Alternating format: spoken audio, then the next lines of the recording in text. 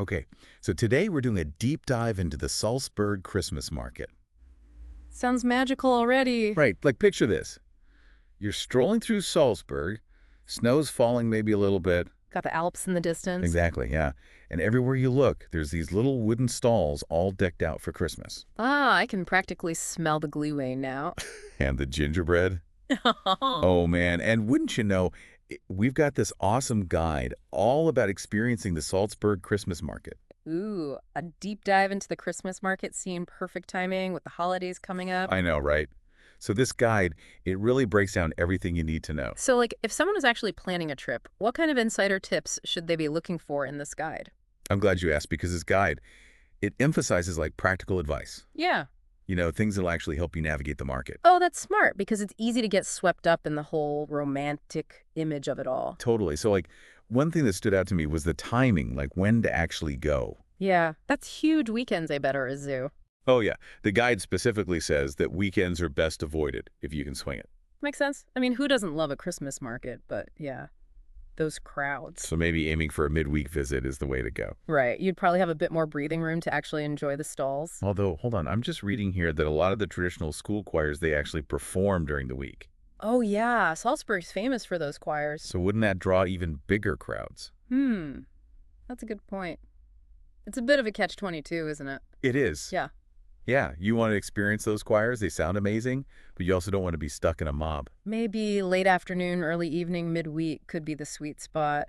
You get a taste of the magic without the peak crowds. That's actually brilliant. Yeah, like a strategic Christmas market mission. Exactly. You got to be prepared. Speaking of prepared, let's talk about what to wear. Because I'm picturing Salzburg in December, and I'm thinking snow boots are a must. Oh, absolutely. Cobblestones and snow. Recipe for disaster if you're not properly equipped. And this guide, it emphasizes warm clothing too. No flimsy layers. Yeah, you want something that'll keep you warm even if the snow starts coming down sideways. Right. And something breathable too, because you'll be doing a lot of walking. Merino wool is your friend here. It wicks away moisture, keeps you warm, and packs light. Perfect for navigating those bustling market stalls. I learned that the hard way once. Went to a Christmas market in Germany, totally underestimated the cold. Oh no, what happened? I was miserable the whole time, freezing my toes off. Couldn't even enjoy the glühwein. Yeah, see, that's why we need this guide. It's all about learning from the experts. For sure, nobody wants a repeat of my frozen toes incident. Definitely not. Okay, so we've got our timing figured out. We're dressed for the occasion now. Let's talk about the importance of the food. Oh yes, the heart and soul of any good Christmas market. I mean, earlier I mentioned glühwein, and now I'm seriously craving it. What else can we expect to find at the Salzburg Christmas Market?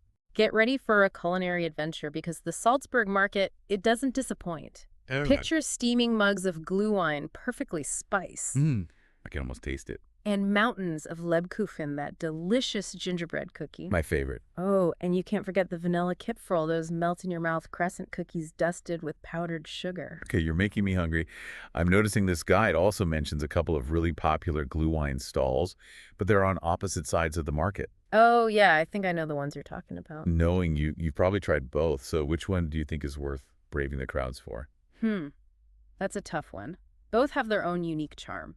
Okay, I see where this is going. But I have to say, the stall near the Residence Platz Square, it just has a slight edge for me. What makes it so special? Well, for one, they use a secret family recipe for their glühwein. And the atmosphere there, it's just magical, especially in the evening with the lights all twinkling. Okay, you had me a secret family recipe. Oh, and they also have these amazing bratwurst with sauerkraut that you absolutely have to try. Okay, now that's just unfair mentioning bratwurst.